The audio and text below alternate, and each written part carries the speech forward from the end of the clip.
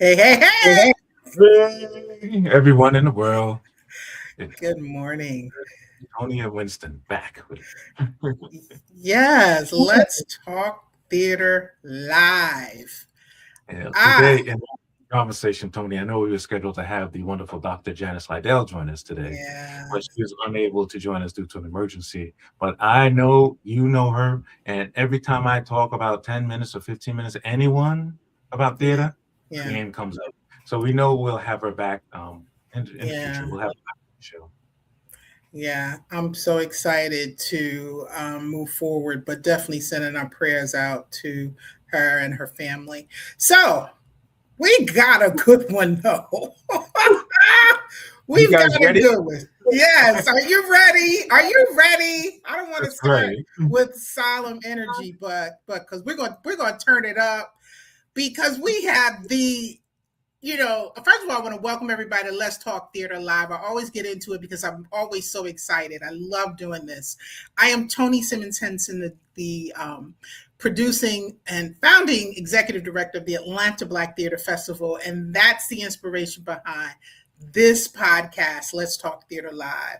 And my partner in crime is none other than Winston Wilson. I am the board chair of the Atlanta Black Theater Festival for the last 4+ years. It has been one of the most honorable and wonderful things of my life. So anytime we get to be part of this, yeah. this podcast, Tony, has taken off in so many ways. So I'm so glad that we're having this convo today. Woo, you can say that again. I am excited. We're going to start trying to do it more often because the viewership is growing, and Wow. we're on our way to 1,000 subscribers. And this is brand new, so that's a That- good thing. So if you're on and you're listening, please, if you're on YouTube, subscribe. If you're on Facebook, follow us, and then go to YouTube and subscribe because this is something that we need to do. We need to tell our stories in our own voices, and there is nothing that I know of anyway on YouTube like this. So we're going to talk today with Byron C. Saunders.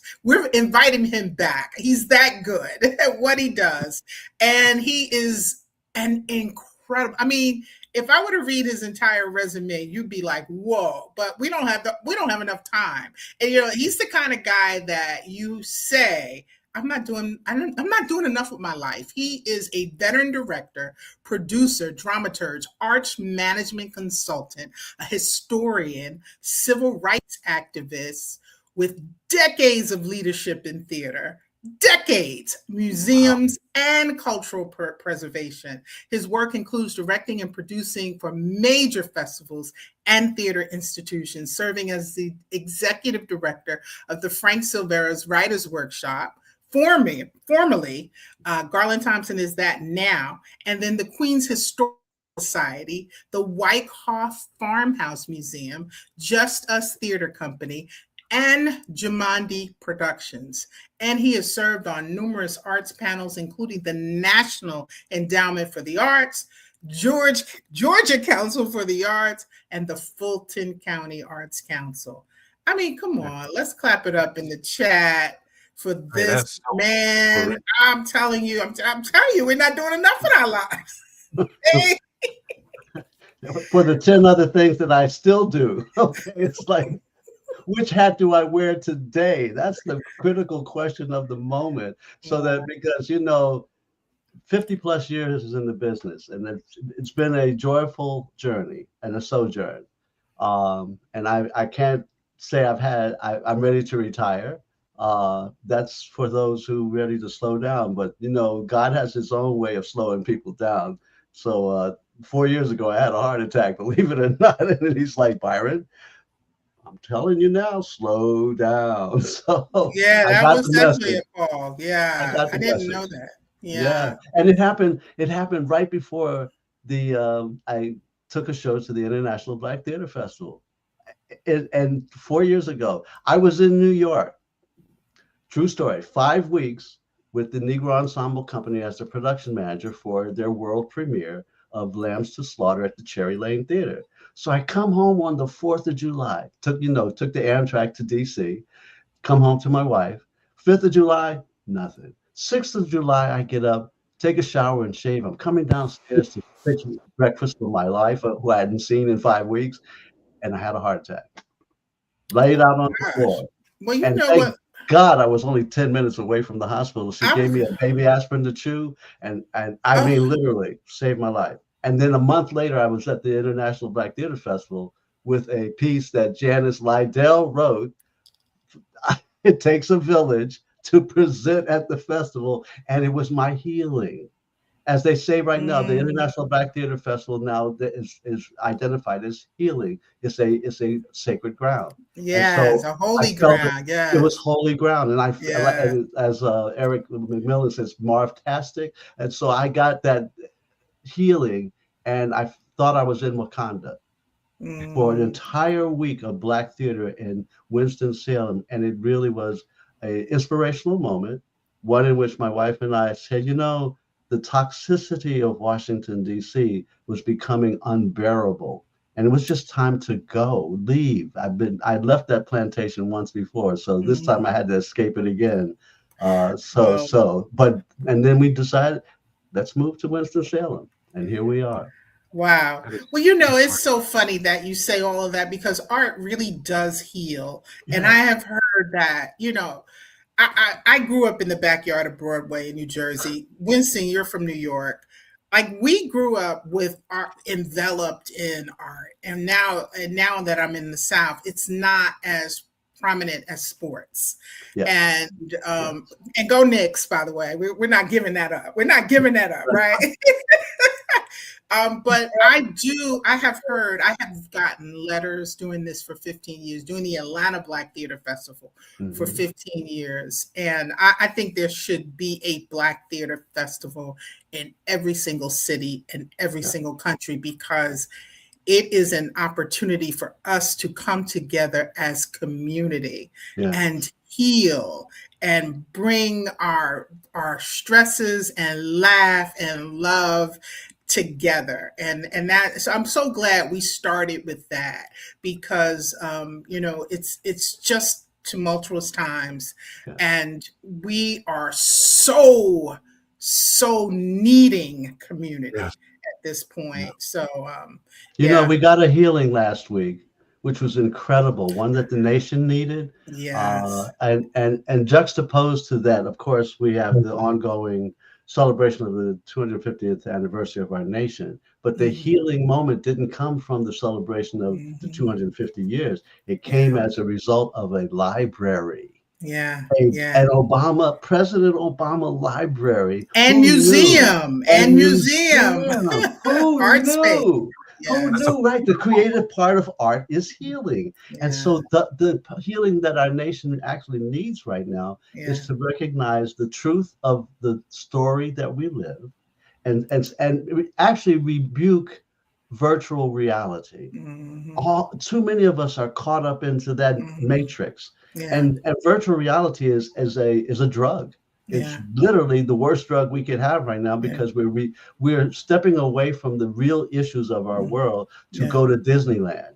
And for yeah, what purpose? To escape yeah. the pain, to Mm, escape. And it's interesting because back in the 20s, the reason why the atmospheric theater, the movie palace, became such a critical part of the recovery of a nation coming out of a depression was that it was so cheap. You could go to the movies at a atmospheric mm. theater for Yeah, 25 cents, yeah, yeah, sit there all day. It would yeah, be air conditioned, and you could wipe away your problems during the depression.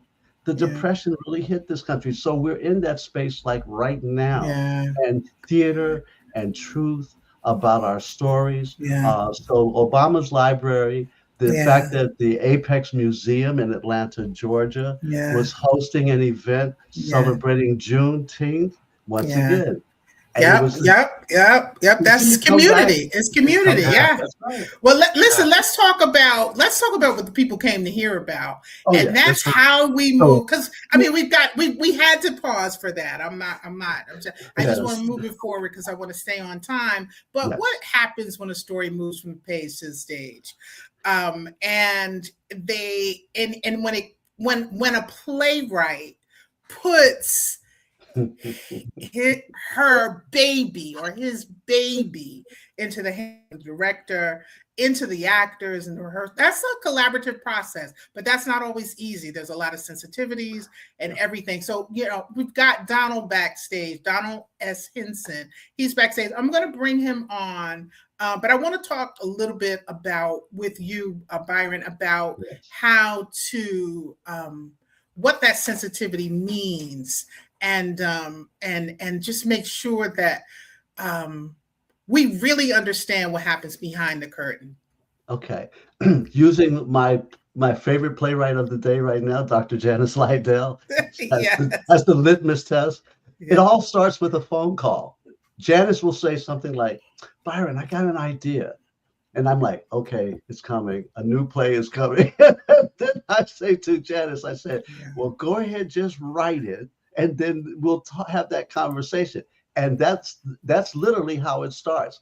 It's the what if concept of a story, a plot. So using From Sundown to Sunrise, we were just finishing the video presentation that the Frank Silvera Writers Workshop did for us with Queen Opal's Walk for Freedom about Dr. Opal Lee and Juneteenth. Literally the day after, for the live broadcast that we did, Janice says, Byron, I got an idea. What if we had a story about a sundown town? I was like, okay, go ahead, Janice, write it out. So she gives me the script. The literally in a couple of weeks, she gives me the script, and I read through it, and I called her immediately because she's like waiting by the phone practically. Okay, and I said, Janice, you have a great ending. Now, where's the rest of the story? It's like your ending was so wonderfully scripted and conceived with an idea. And I said, but we got to put some clothes on this, because the missing part of the idea was beginning the collaboration of a playwright with a dramaturge. Yeah. The dramaturge process will allow me to assist her in helping her craft the arc of the story so that it matches with the wonderful ending that she gave.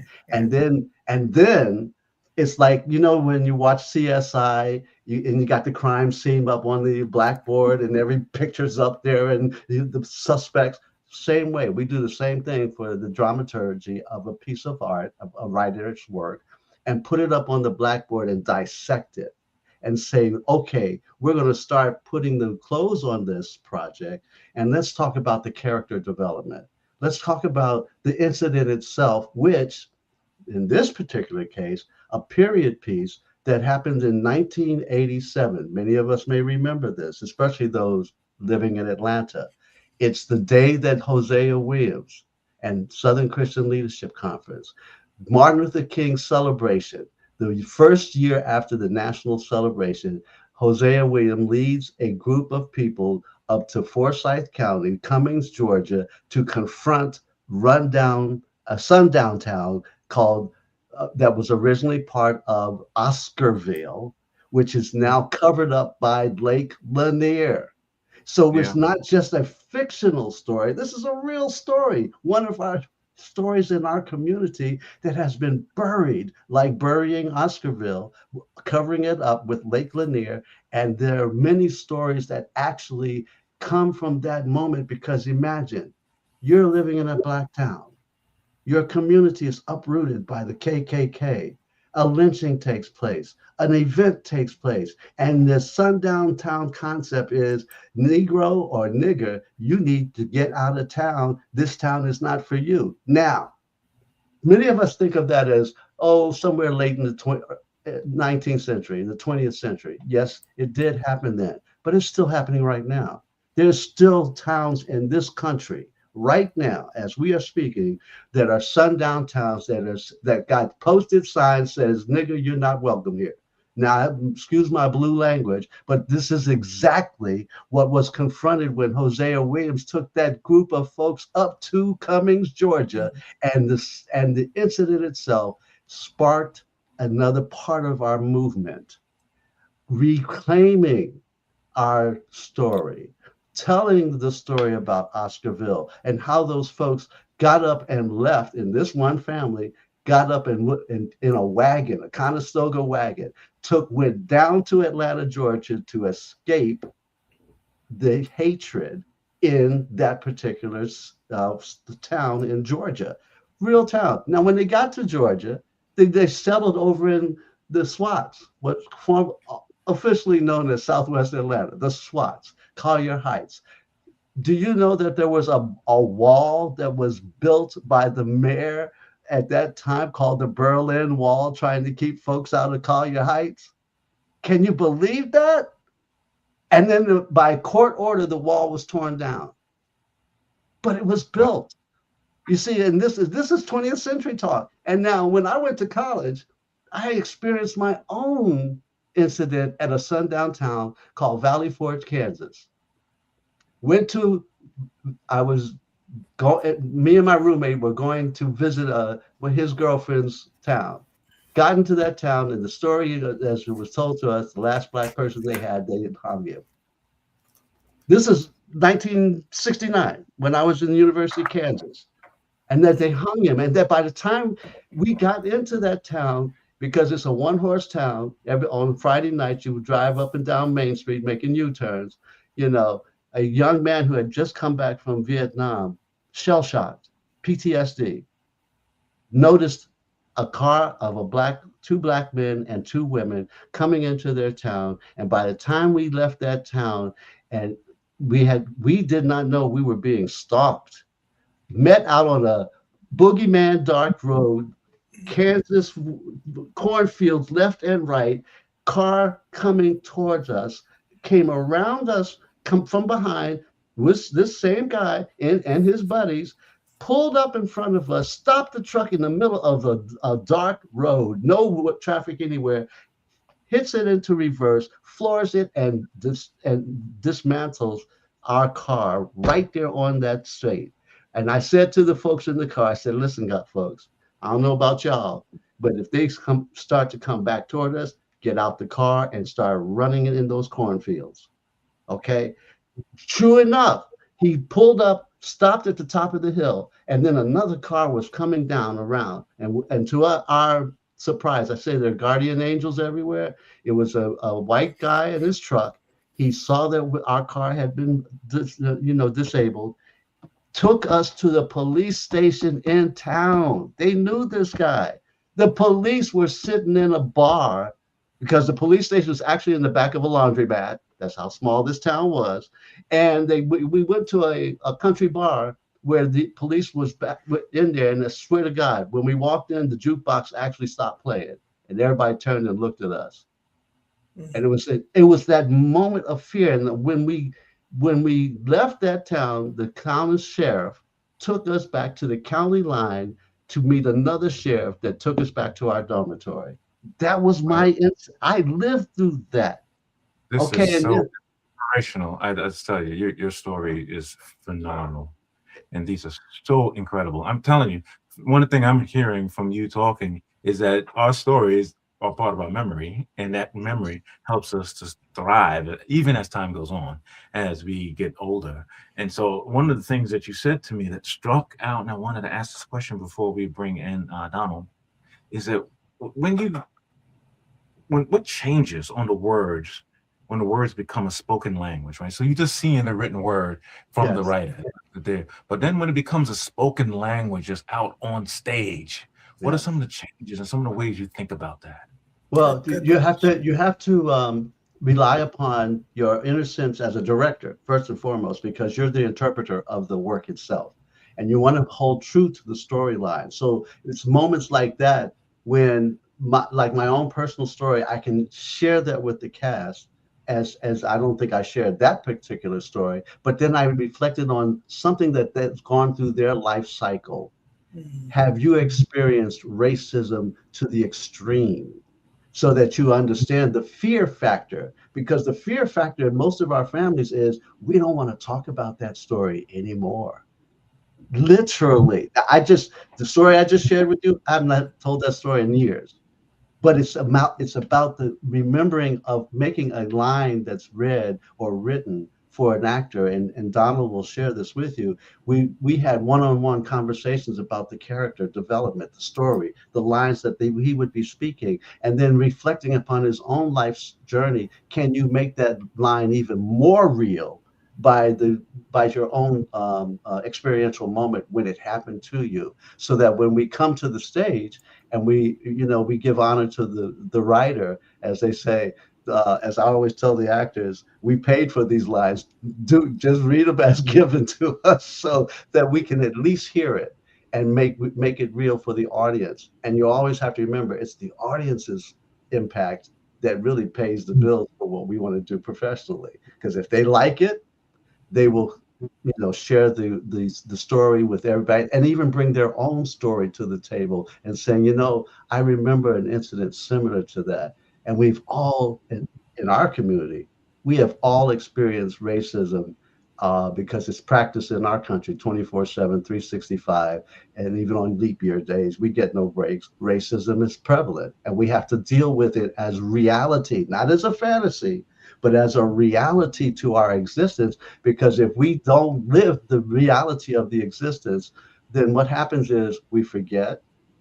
We don't know our stories, our past. We don't know the secrets of the family, and there's secrets revealed in Janice's piece that are so dynamic. It shocks the senses, so that we understand why on stage, from the page to the stage, including to the market, because it's the market where we make our living and get it out to the community at large. We told you, everyone, this was going to be a powerful episode.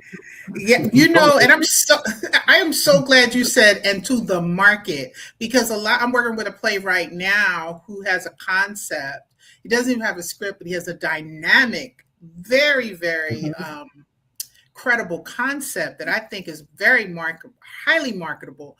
And there's 12 scenes, and I'm like, all right, 12 scenes, that's Broadway.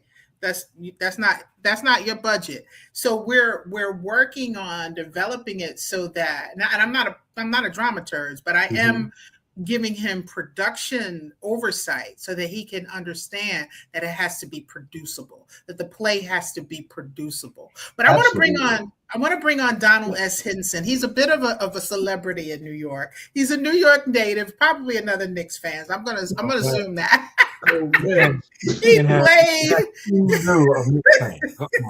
He played Deacon Reed in the Adulco nominated hit play Women in the Pit at the Billie Holiday Theatre in New York City. And he has also appeared in Five Guys Named Mo, Two Trains Running at the Black Spectrum Theater, and has performed in more than 40 productions at Brooklyn's Christian Cultural Center under the direction of Tony Award winner Ben Harney. Let's give a round of applause for Donald S. Hinson. Welcome, welcome, welcome. I gotta get my applause meter up. I'm trying to run everything. Thank you. Thank you. It's a pleasure being here. Yeah, I gotta say this before we get to him.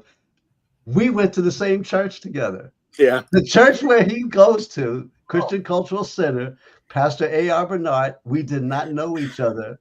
And I saw him in the play, in the pit. Literally, before it came, see, I saw the run through. Me and Michael Pickney came to NEC, invited us to come to a private run through of In the Pit. And ultimately, Joyce Sylvester wrote the piece, and they were taking it to the International Black Theater Festival, which was then the Black Theater Festival. And I saw him on stage. I didn't know him until 3 years ago, was it? Yeah. We actually literally met working in Janice's piece, Elders Igniting, many more stories to tell. Right. So all of that pre-stuff, and I had seen his work, never knew we would end up working together. Yeah, this is right after I relocated down to Georgia. Yeah, that's when we got. Donald, so great to have you on the podcast. We got two hard-hitting questions for you. Yeah. To start off with. So the first one is a hard-hittingest one of the two. I don't know if that's a word. Are you a Knicks fan? Oh yeah, most definitely. Yes. That's you have to get that out the way. Otherwise, you say you're not a Knicks fan. So, Oh yeah. No matter if I was a Knicks fan back in the 70s when they had Willis Reed and Dave DeBusschere and Bill Bradley, right? You sound like my husband now. Mark King, Patrick Ewing, that whole world was just all that whole time. So, well, let's say you are welcome in this space. Thank you very much. When you first get a script, yeah, right, and you, what helps you know that there's something that you can live or project from the inside when you see a script for the first time? What resonates with you when you see that? You know, it's interesting. One of the things, and especially ministering through drama at the church, there's always something, I would say the spirit of the script that resonates with you.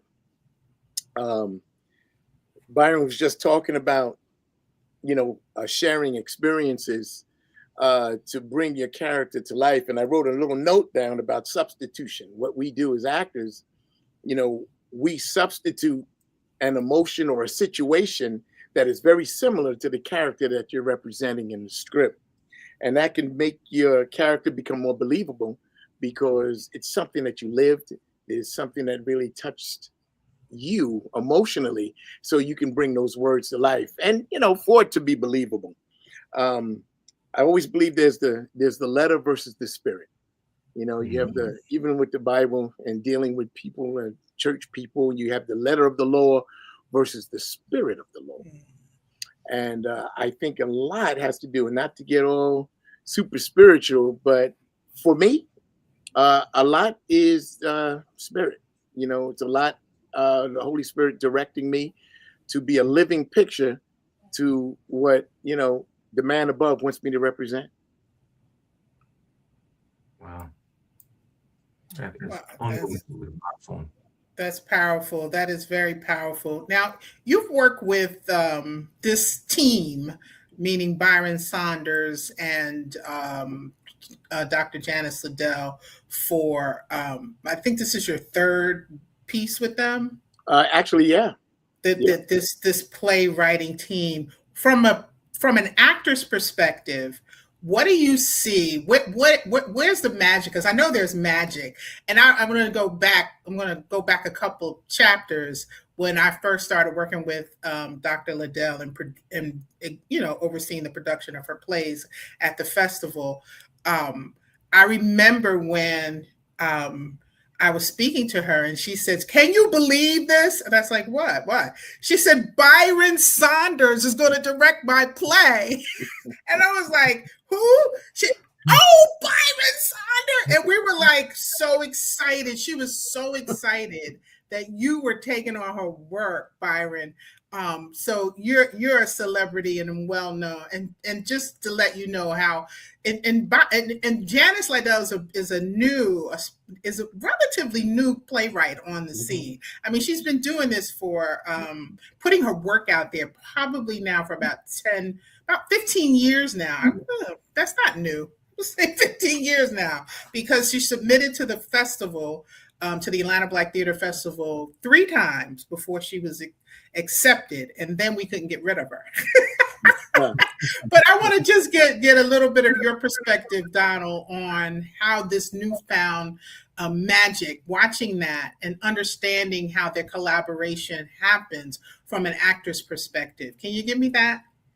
Yeah. Well, listen, you heard Byron, and just the way Byron can explain things as a director, he makes it very easy.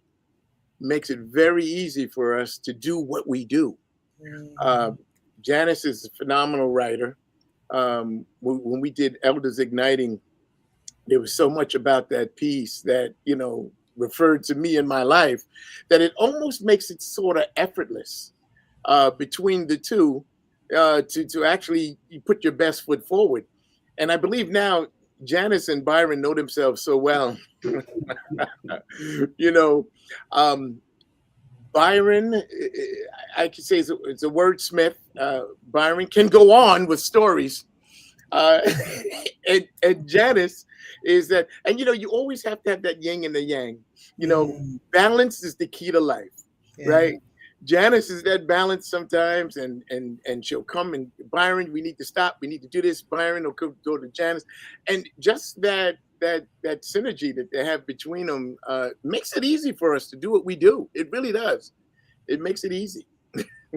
We had a it's interesting in the plays that we have worked with together with Donald. Each of those scripts took on a life moment we were all had just experienced. Yes. And that was quite interesting. It's almost like divine ordinance.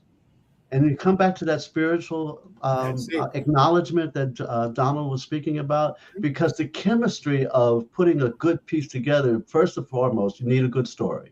Yep. If you got a good story that you can work with, and then you have a good director who can interpret the story, and then a cast that comes together almost in a divine moment of inspiration, perspiration, and hard work, and be willing to take on a desperation at times, so that you take on the story and your challenge is there. And it's quite interesting because the plays that Donald first got involved with, Dr. Liddell, those were 3 one-act plays, all for one night, 3 different writers, and ultimately 3 different stories, but about senior citizens. The concept of dying. How do we accept that? Living, Dying Well, which was written by Jamil El-Shahir. And then the other piece was a farce that Donald and Marsha Jones Cross, who plays Donald's wife in Janice's new story, was a farce about rekindling their sexual life as senior citizens in the back of a car that they remembered many, many years ago as teenagers. And so they get the car back and restore it, and they want to move it in their bedroom. Now, as quirky and quacky as that sounds, you got 2 people, and you got a used car salesman trying to convince them that, no, y'all don't want to do that. You should get this car ready for him, put out on the streets. And when he finds out that y'all want to put it in the bedroom, all hell breaks up. What? You want to restore a car to put in your bedroom? A farce. And then the other piece that Janice wrote, Senior Prom, which is about a senior woman, grew up in Birmingham, Alabama during the 60s, with the civil rights and all the bombings and stuff, Birmingham, and she never got a chance to go to her senior prom. And so Janice wrote a story about a woman, a senior woman, who is going to her first senior prom in Atlanta, that a school has brought all these seniors who didn't get a chance to go to their prom because of the civil rights movement. And see, that's important. The story was a civil rights moment, a story from our movement to freedom. And each time Janice has written a play, it's infused in every piece that she's written. And the dynamics of that is then coming to find a cast willing enough to take that challenge and live something that they either didn't experience or wanted to know more about it. And because it's historic in its nature and content, means you have to do the research as an artist to make it believable. And that's the challenge with Janice's work. That's so amazing. One of the things that I hear from both of you and this line of question is that when you're making a piece of theater, it is not anyone in a solitary world. It's not like just the writer by themselves, not by the director by themselves. It's not by the cast by themselves. There's a synergy. And I have to give a shout out to Marsha Jones Cross, which I had the pleasure of directing it in a play recently called Sign. A phenomenal actor. Yes. I think that is so amazing. Donald. Yes, sir. What has staying in the craft taught you for so many years? What has sustained it? What is staying in the craft? What has that taught you as a person over these many years? Oh, to be a lifelong learner.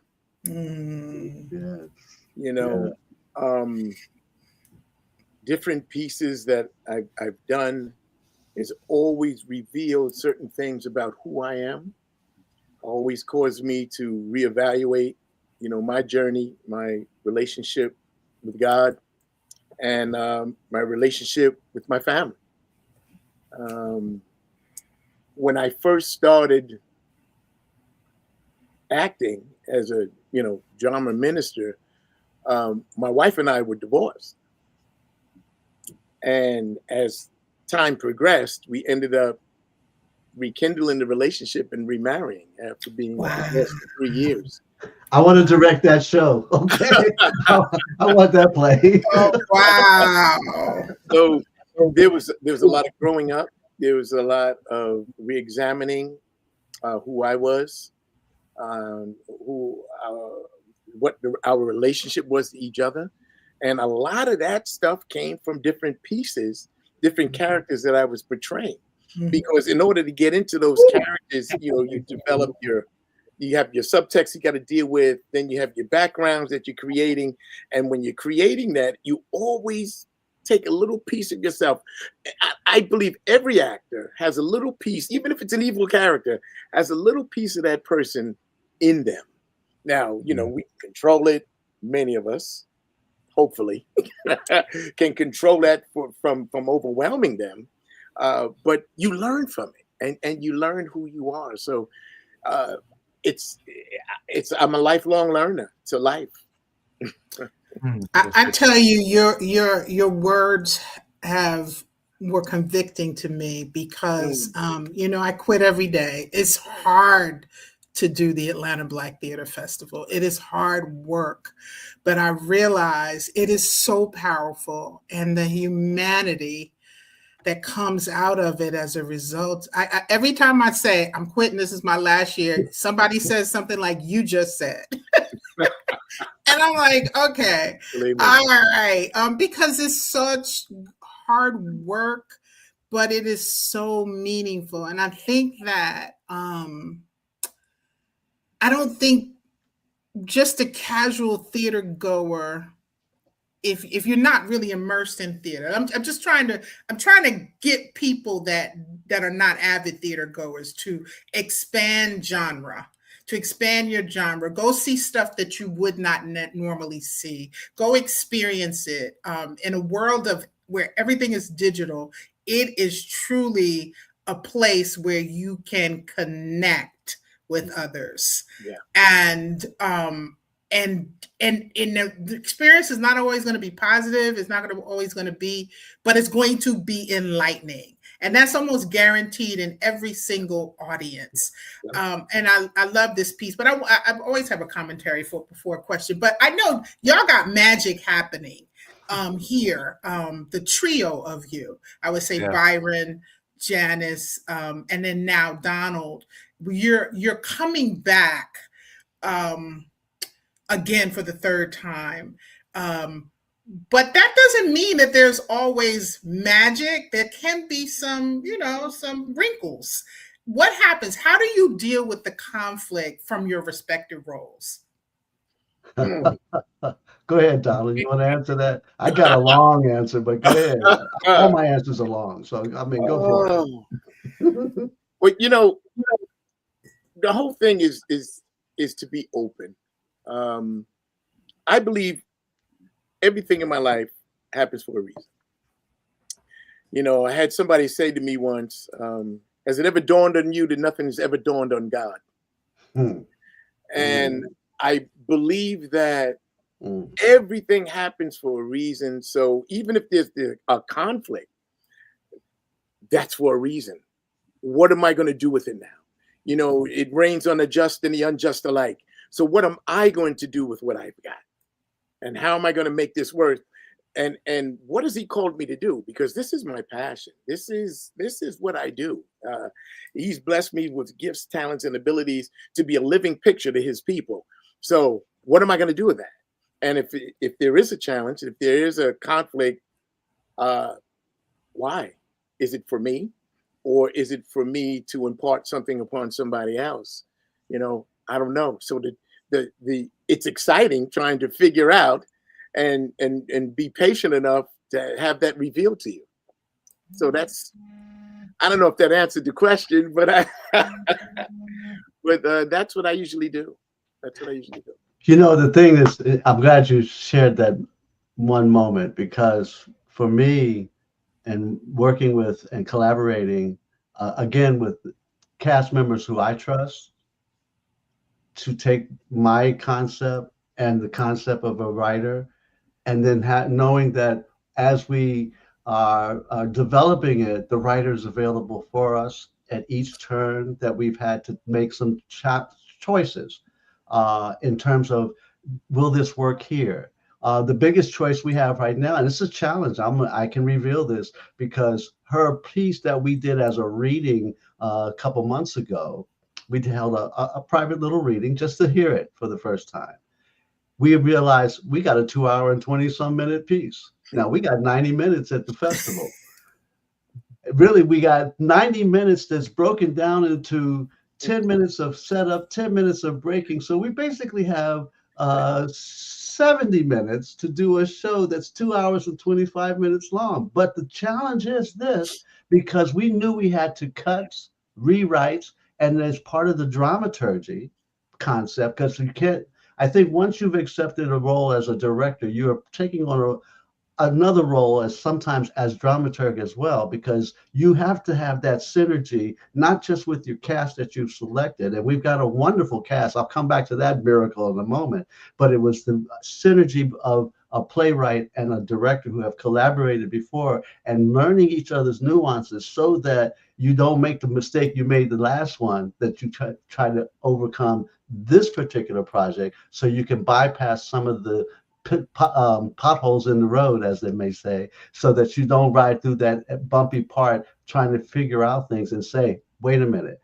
We had this conversation several weeks ago when we were talking about the play, just me and the playwright. So let's go back to that conversation. Once again, the crime scene idea, the concept, it's on the bulletin board. So if you run into a problem, that kind of process actually helps the play develop, so that you can take it apart. Maybe we should move this scene into Act 2 and not make it as part of Act 1. You got to make those choices as you're developing it, because every step along the way, the story is being crafted, and you want to make sure by the time the audience sits down, the lights go out, lights come back up, bang, it is a perfectly executed idea. And you know it's good when the audience is enjoying the moment. I always have to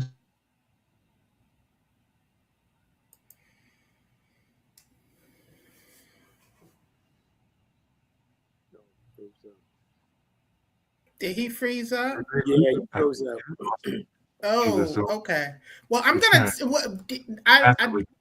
But just go ahead, Tom. Yeah. So until he gets back in, what I want to do is I want you to talk about this piece now. Donna, you'll be coming to the Atlanta Black Theater Festival this Labor Day weekend to perform this piece in a reading. So it'll be the first time it's introduced to the public. Is that true? Yeah. Yeah. Well, tell us about the piece and what it means to you, and why you decided it was important enough for you to be a part of it. You know, it's very interesting. Coming from a West Indian family, you know. Oh, there we go. Coming from the family, you know. For some reason, we don't tell each other what went on in the past. Right. You ask them a question, boy, don't worry about those things, you know. You don't need to worry about them things. So true. Live your life. You're talking to a man from Jamaica, so yes, no, what you But you see, it's taking those experiences, and even from a different cultural part of the diaspora, being Caribbean, infusing your Caribbean knowledge base into a play that may or may not be about the Caribbean experience you went through, but your experience is still part of the diaspora. We've all fear. We've all experienced the notion of a secret in a family that nobody wants to get out, because it's the worst thing that can happen to you, is knowing that truth. Right. It's there hard. Were things that I didn't find out about my family until I was grown. I just found out when my mother passed 6 years ago, at the repast, my dad comes to me and says, I probably should have let you know this a little earlier, but you have a brother. Could you pass the butter? Sounds like a funeral I went through, Donald. Sounds like one I've been to before. Pass. A brother. Oh, yeah. You know? And the thing about it, certain parts of the family already knew this, but nobody says anything. There has been so many things in the family that nobody. Well, we don't talk about. Did you mean your mother didn't like your aunt so and so? Oh, and they won't speak on it.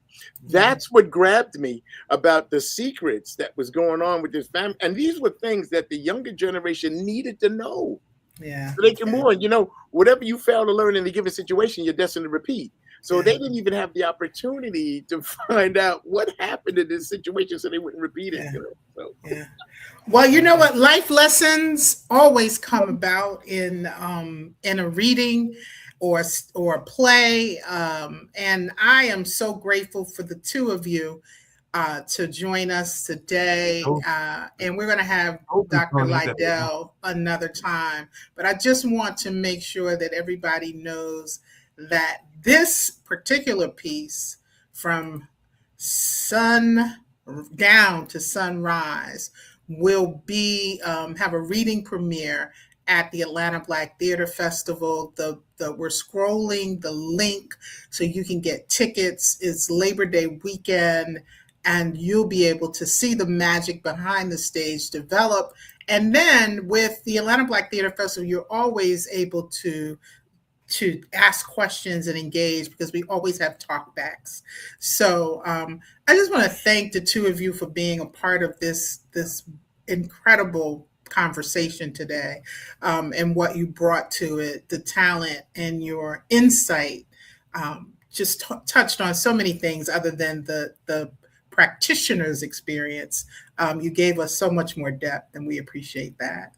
I got to share this one moment that happened this past weekend for me and Donald and Dr. Liddell and a couple of the cast members from Queen Opal's Walk for Freedom. We all know we celebrated Juneteenth last week. And on the 19th, June 19th, the Apex History Museum of Atlanta, Georgia, had an event celebrating Juneteenth. I was the master of ceremony. But critical to that event was that the museum was has created a new part of its archival collection called the Juneteenth Archival Collection. I submitted to that collection my director's script for Queen Opal's Walk for Freedom and the video that was created by the Frank Silvera Writers Workshop to go into their archival collection of the making of a new Broadway musical. It was a celebration of a ceremony, the ancestors allowing us to put into the collection the work as an artist of a story that we need to make sure is preserved in perpetuity. Dr. Opal Lee, 99 years old, walked 2.5 miles in each city that she went to get the legislation signed for the presidential creation of the national holiday. Now that story needs to be told. And the archival collection is now where it is housed in Atlanta, Georgia, so that anybody coming to do research and development can look at my script, look at the notes that we created for the Zoom presentation, look even as they say, the bonus footage, almost 4 hours of an interview that me and Dr. Liddell sat down with a week in Fort Worth, taking her story, and now that's in that collection. Yeah, and we've got to have you back to talk more about that. That was a caveat that we got to talk about it. But we're out of time. We got to have you back. Okay. So everybody, please, we'll see you at the Atlanta Black Theater Festival. Let's give these people a round of applause. Yes, and we'll see you. That's Labor Day. You got me thinking, Byron, about Ronald Moore, who we invited to the Atlanta Black Theater Festival a number of years ago, and we gave him an award, which was an amazing thing. We want everyone that's out there to take what you heard from Donald and Byron and really think about your stories and how do you make sure you continue to know that you have to collaborate, and you have to grow, and each one of you have a story inside of you. When you come to a theater show, this is something I've shared and something we know that you are irrecoverably changed when you come and see a show. And I want to say thank you to both of you. I gotta put this in because your marketing tool's working. Your marketing tool works. Thank you. I appreciate you. September 4th. Let's have you back for sure. 1:15 p.m. Gotta have you back.